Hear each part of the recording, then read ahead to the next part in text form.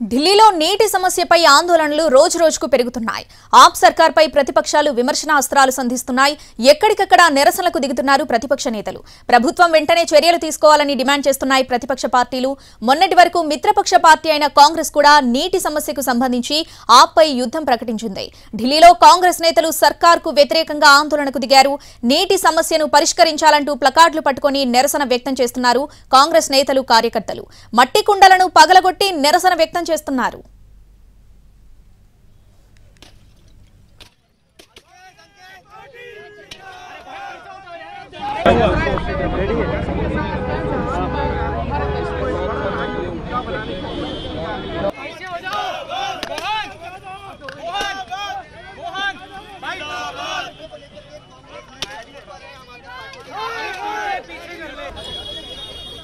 దేశ రాజధాని ఢిల్లీలో నీటి సంక్షోభం రోజురోజుకు తీవ్రమవుతుంది. తాగునీటి ఎద్దడితో జనం తీవ్ర ఇబ్బందులు పడుతున్నారు.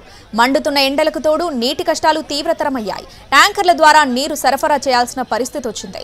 నీటి కోసం ట్యాంకర్ల వద్ద జనం ఎగబడుతున్నారు. హిమాచల్ ప్రదేశ్, హర్యానా నుంచి విడుదల చేయాల్సిన యమునా నీటి విషయంలో వివాదం కొనసాగుతుంది.